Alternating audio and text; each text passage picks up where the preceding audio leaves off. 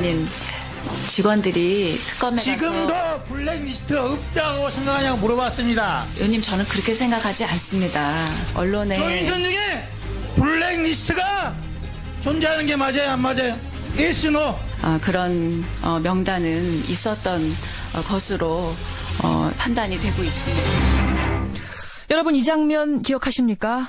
청문회에서 블랙리스트에 대해서 추궁을 하자 조윤선 장관, 그런 게 있었다는 건 안다, 이렇게 얘기를 했죠. 하지만 그건 최순실 게이트가 터진 뒤에, 그러니까 블랙리스트 실물이 나오고 나서 온 국민이 다 알게 됐을 때서야 나도 안 거다, 여기까지 얘기한 겁니다. 그러니까 끝끝내 나는 블랙리스트 작성과는 아무런 관련이 없다라고 부인을 해온 거죠. 그런데 놀랍게도 특검에서 자백을 했답니다. 김기춘 전 비서실장의 지시로 블랙리스트를 작성했다, 이렇게요. 예, 오늘 아침 CBS의 단독 보도입니다. CBS 특별취재팀 김현지 기자 연결을 해보죠. 김현지 기자 나와 있습니까? 네. 네, 나왔습니다. 예. 그러니까 이게 지금 주변인 진술이 아니라 조윤선 장관 본인의 진술을 특검이 확보한 겁니까? 네, 그렇습니다. 이 특검팀이 조윤선 장관으로부터 자백에 가까운 진술을 받아낸 걸로 취재 결과 확인이 됐습니다. 뭐라고 한 거예요? 그러니까 청와대 정무수석 시절에 김기춘 비서실장이 블랙리스트를 작성하라고 시켰고, 예. 난 그래서 그 지시 따랐을 뿐이다, 이렇게 진술을 했다는 건데요. 예. 이 김기춘 실장 하면 다 아시다시피 청와대 2인자, 대통령의 그림자, 왕 실장, 이 별명만 해도 카리스마가 엄청납니다. 그렇죠. 나이 차이도 거의 아버지 뻘이거든요. 예. 이런 왕 실장이 시켰는데 내가 말 안 들을 수 있겠냐, 어쩔 수 없었다는 식으로 실토한 걸로 보입니다. 근데 그동안은 검찰 조사든 청문회든 언론과의 인터뷰에서든 완전히 모르쇠 아니었습니까? 예, 완전히 잡아뗐죠. 본 적도 없고 그런 거 없었고, 그렇죠. 무조건 모르쇠로 일관했습니다. 예. 그러다 지난 9일이죠. 청문회에서 국민의당 이용주 의원이 18번 질문 끝에 그런 게 있었던 것 같다면서 일부 인정하는 태도를 보였거든요. 있었던 것 같다라고 했지만 그것도 새해 들어서 알았다 그랬고, 온 국민이 다 알았을 때 그때야 나도 알았다, 이거 아니었습니까? 네, 그렇습니다. 예. 하지만 또 이 4일 전에 특검에 조윤선 장관이 출석했어요. 예. 이때도 기자들이 블랙리스트 있냐, 아직도 모르냐 질문이 쏟아졌지만 조 장관은 다시 예전처럼 부인하는 태도를 보이다 딱 한마디 남겼습니다. 뭐라고요? 진실이 밝혀지길 바랍니다. 그리고 21시간 동안 조사받으면서 결국 본인이 진실을 밝힌 셈이 됐습니다. 그렇게 되는 거군요. 아니, 어떻게 모르쇠로 일관하던, 정말 눈 하나 깜빡하지 않고 일관하던 조윤선 장관의 입이 풀린 걸까요? 이 조윤선 하면 여대생이 닮고 싶은 워너비 우먼 이런 데에 늘 꼽혔던 인물이에요. 예. 스펙 화려합니다. 서울대 외교학과 나와서 콜롬비아 로스쿨에 사시도 붙고요. 국내 최대 로펌 변호사를 하다가 한나라당 대변인도 했어요. 그렇죠. 이 중에 하나 하기도 힘든데 다 했습니다. 외모도 훌륭하고 또 남편은 스타 변호사고요. 예. 박근혜 정권에서도 여가부 장관하고 정무수석에 지금 문체부 장관입니다. 예. 이렇게 승승장구하면서 일명 박근혜 여자로 불렸죠. 그러다 지금 하루아침에 국정농단 핵심인 박근혜 대통령과 공범이 됐습니다. 그렇죠. 쇠고랑 차를 위기에 놓인 거죠. 아마 머릿속이 정말 복잡할 겁니다. 이런 신경이 결국 청문회에서 드러났는데 이 이용주 장관의 집요한 질문 끝에 결국 인정을 한 거잖아요. 일부지만요. 예. 이게 결국 흔들린 거고 이걸 특검에서 또 절대 놓치지 않은 겁니다.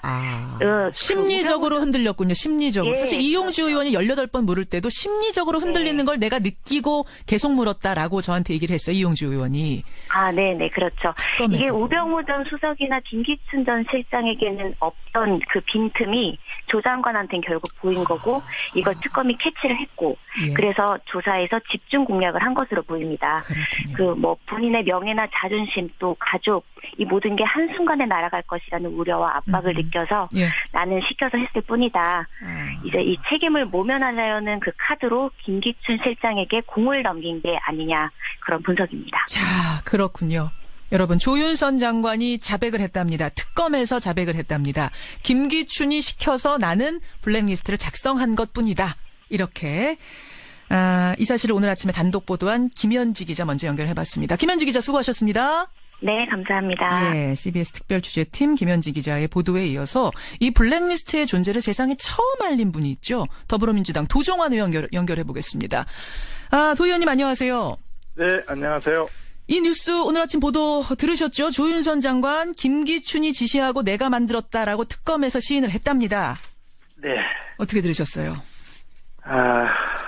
당연히 자백을 먼저 했어야 되는데 그리고 온 국민이 다 알고 있는데 본인만 아니라고 부인하다가 이제라도 자백을 하고 시인을 해서 예. 다행입니다. 그러게요. 다행입니다. 참 이 진실 이거 하나 밝히자고 얼마나 우리가 기다리고 얼마나 애썼습니까? 그렇습니다. 이미 전직 김정덕 장관, 예. 정관주 차관, 많은 사람이 구속돼 있고요. 예. 또 전직 차관들 줄줄이 불려가 수사 받았고 실장들 핸드폰 다 압수 당했고. 예.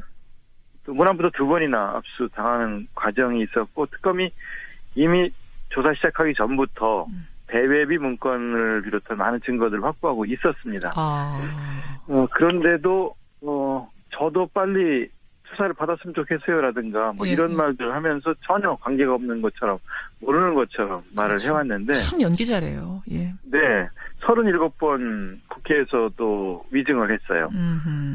그러면서 전혀 겉으로는 모르는 것처럼 그렇게 말을 해왔지 않습니까? 그럼요. 예. 정무수석실에서 작성한 정무 리스트가 있었는데도 예. 그거를 보여주면서 이거 정무수석실에 재직할 동안 만들어진 리스트 아니냐고 말을 해도 예. 아니 모릅니다. 저는 본 적도 없습니다. 이렇게 말을 해왔죠. 연기 대상감이었습니다. 지금 생각해보면 네. 소름 끼칠 정도인데 김기춘 실장의 지시로 내가 만들었다라는 이 특검에서 한 진술 결국은 이렇게 되면은 어떤 걸 의미하는 겁니까? 김기춘이 시켜서 내가 했다. 이 발언은. 이거는 정권 최상층부 차원에서 이 나라 문화예술인들을 탄압하기 위한 광범위하고 조직적인 작업이 진행되었다는 뜻이고요. 예. 김기춘 실장이 관여됐다고 하는 것은 예. 국정원이 관여됐다는 의미이고요. 국정원이 관여됐다는 의미라고요? 네. 왜 그게 그렇게 연결이 됩니까? 유신 시대의 공안 통치 방식에 익숙한 사람이에요. 그러니까 일을 할 때 예. 국정원을 동원해서 일을 한다는 뜻이고요. 또 조윤선 장관이 이 지시를 받아서 블랙리스트 작성을 했다는 것은 청와대가 동원됐다는 뜻 아닙니까? 그렇죠. 국정원과 청와대가 문화 공안 통치를 직접적으로 나서서 했다는 뜻입니다. 그렇게 그러면 김기춘의 윗선은 존재하는가? 존재한다면 누군가 이제 그 부분의 수사의 초점이 옮겨질 텐데 어떻게 보세요? 네. 당연히 박 대통령 개입으로 연결된다고 봅니다. 유진용 전 장관도 지난번에 그렇게 말했지 않습니까? 면담을 요구해서 이러시면 안 됩니다. 라고 말을 한 적이 있다. 2번이나. 예. 그렇게 말을 했고요. 또 박 대통령이 세월호 관련해서는 아주 신경질적인 반응을 이제 보였고 예. 또 최순실도 알레르기 반응을 보였고 예. 금요일엔 돌아오렴 이런 책들, 눈먼 자들의 국가 이런 책들을 낸 창비나 문학동네에 대해서 제재와 관련된 발언을 한 것 이런 것들이 증언이 있기 때문에 예. 박 대통령이 연결된 것이다 이렇게 보게 되겠습니다. 김기춘의 지시였다라는 것까지는 이제 자백이 나왔고 결국은 그 윗선까지 연결되는 거 아니냐라는 도종환 의원의 생각. 그러면 결국 이 블랙리스트도 최순실까지 연결된다고도 보세요? 최순실보다는 저는 이제 박 대통령이 직접 알고 있었던 사실이고 이 문제와 관련해서 반대파도 포용해야 됩니다라고 이야기하면서 이 문제와 관련된 의견을 듣기도 하고 또 어떤 때는 알았다고 했고 어떤 때는 침묵으로 방조한 사실이 있기 때문에 박 대통령이 연결된다고 저는 봅니다. 그렇게 보세요. 청취자 황은지 님이 지금 질문 주셨는데 진짜 궁금한 건 그럼 김기춘 실장은 이른바 독박을 쓸까 아니면 조윤선처럼 또 그 윗선을 볼까 이렇게 질문 주셨어요. 결국 김기춘 실장이 자기 손에서 다 안고 갈 것이냐 아니면 박근혜 대통령까지 끌고 갈 것이냐 어떻게 보세요? 김기춘의 맹목적인 충성도나 지금까지 한 행태로 보면 박 대통령까지 연결시키지 않고 이렇게 많은 증거를 들이대면 제 책임이다라고 할 거로 짐작이 됩니다만 예. 그것도 부인할 가능성도 있습니다. 나는 모른다. 난 또 모른다. 예. 그럼 조윤선 장관이 또 거짓말하는 거다. 네, 그렇게 말할 가능성도 배제할 수 없다고 봅니다. 그렇군요. 예. 어쨌든 특검에서 이제 조윤선 장관이 이미 이렇게 자백을 했고 김기춘, 조윤선 두 사람에 대한 영장실질심사가 오늘 있습니다. 이재용 부회장처럼 또 기각되지는 않겠네요. 이 정도 나왔으면. 기각되어서는 안 되고요. 직권남용의 명백한 물증들이 있고 수많은 사람들이 증언이 있고 그 지시를 받아서 일을 행한 사람들이 있고 또 조윤선 장관까지도 김기춘 실장의 지시였다고 말을 하고 있기 때문에 예. 법적 책임을 지는 건 당연하다고 봅니다. 당연하다고. 국회 위증죄도 여기 추가되겠는데요. 위증을 워낙 많이 해서. 당연합니다. 위증죄로 이미 이제 고발이 된 상태이고 또 김기춘 실장이 청문회 나와가지고서 예. 모릅니다 연속으로 답변했지만 예. 이 모든 책임을 다 져야 된다고 생각합니다. 직권남용, 권리행사 방해죄, 예. 창작의 자유, 표현의 자유를 침해한 헌법 위반의 죄들을 다 책임져야 된다고 생각합니다. 예, 지금 청취자 한 분이 질문 주셨어요. 마지막 질문으로 이걸로 하겠습니다. 이렇게 똑똑하다는 분들이 대한민국에서 정말 내노라는 학교 다니고 최고 위층까지 갔던 이런 사람들이 왜 국정농단의 한 축으로 기능을 했을까? 시키는 대로 왜 했을까? 왜 했을까요? 이 사람들은 위만 쳐다보는 사람들이고요. 자기를 임용한 사람들에 대한 충성만 생각하는 사람들인데 아하. 공직자라는 게 국민에게 봉사하는 일을 하는 사람들이거든요. 물론이죠. 시키는 대로만 하는 사람은 똑똑한 사람이 아닙니다. 아무리 머리가 좋아도 내가 어떻게 있는 자리에서 있는 권한을 가지고 있는 동안 국민을 위해서 무엇을 할 것인가를 생각했어야지 진정으로 현명한 것이죠. 정의로운 적은 없고 그리고 시키는 대로만 한 사람들은 똑똑한 사람이라고 볼 수 없습니다. 이런 사람들이 그동안 다 나라를 망쳐왔던 네. 한마디로 헛똑똑이네요. 헛똑똑이. 그렇습니다. 여기까지 말씀 듣겠습니다. 고맙습니다. 네, 고맙습니다. 예, 이 블랙리스트의 존재를 세상에 처음 알린 분입니다. 더불어민주당 도종환 의원까지 만났습니다. 다시 한번 말씀드립니다. 조윤선 장관이 특검에서 김기춘 실장의 지시로 블랙리스트를 작성했다라는 사실을 인정했다는 특검발 오늘 CBS 단독 보도 전해드렸습니다.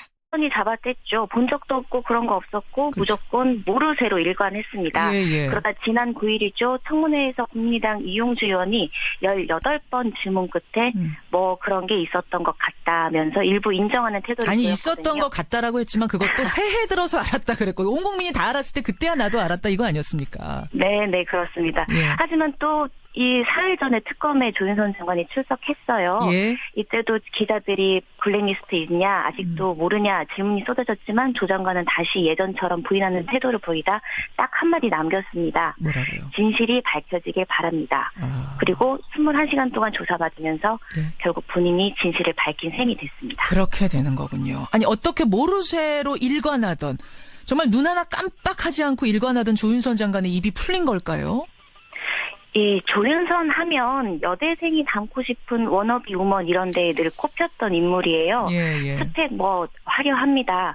서울대 외교학과 나와서 콜롬비아 로스쿨에 사시도 붙고요. 국내 최대 로펌 변호사를 하다가 한나라당 대변인도 했어요. 그렇죠. 이 중에 하나 하기도 힘든데 다 했습니다.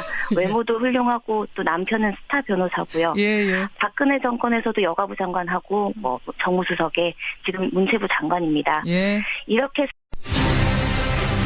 의원님, 직원들이 특검에 지금도 가서 블랙리스트가 없다고 생각하냐고 물어봤습니다. 의원님 저는 그렇게 생각하지 않습니다. 언론에 조윤선 중에 블랙리스트가 존재하는 게 맞아요, 안 맞아요? Yes, no? 그런 명단은 있었던 것으로 판단이 되고 있습니다. 여러분 이 장면 기억하십니까? 청문회에서 블랙리스트에 대해서 추궁을 하자 조윤선 장관 그런 게 있었다는 건 안다. 이렇게 얘기를 했죠. 하지만 그건 최순실 게이트가 터진 뒤에 그러니까 블랙리스트 실물이 나오고 나서 온 국민이 다 알게 됐을 때서야 나도 안 거다. 여기까지 얘기한 겁니다. 그러니까 끝끝내 나는 블랙리스트 작성과는 아무런 관련이 없다라고 부인을 해온 거죠. 그런데 놀랍게도 특검에서 자백을 했답니다. 김기춘 전 비서실장의 지시로 블랙리스트를 작성했다. 이렇게요. 예, 오늘 아침 CBS의 단독 보도입니다. CBS 특별취재팀 김현지 기자 연결을 해보죠. 김현지 기자 나와 있습니까? 네, 나와 있습니다. 그러니까 이게 지금 주변인 진술이 아니라 조윤선 장관 본인의 진술을 특검이 확보한 겁니까? 네, 그렇습니다. 이 특검팀이 조윤선 장관으로부터 자백에 가까운 진술을 받아낸 걸로 취재 결과 확인이 됐습니다. 뭐라고 한 거예요? 그러니까 청와대 정무수석 시절에 김기춘 비서실장이 블랙리스트를 작성하라고 시켰고 예. 난 그래서 그 지시 따랐을 뿐이다. 이렇게 진술을 했다는 건데요. 예. 이 김기춘 실장 하면 다 아시다시피 청와대 2인자, 대통령의 그림자, 뭐 왕실장, 이 별명만 해도 카리스마가 엄청납니다. 그렇죠. 나이 차이도 거의 아버지 뻘이거든요. 예. 이런 왕 실장이 시켰는데 내가 말 안 들을 수 있겠냐. 어쩔 수 없었다는 식으로 실토한 걸로 보입니다. 근데 그동안은 검찰 조사든 청문회든 언론과의 뭐 인터뷰에서든 완전히 모르쇠 아니었습니까? 예, 뭐 완전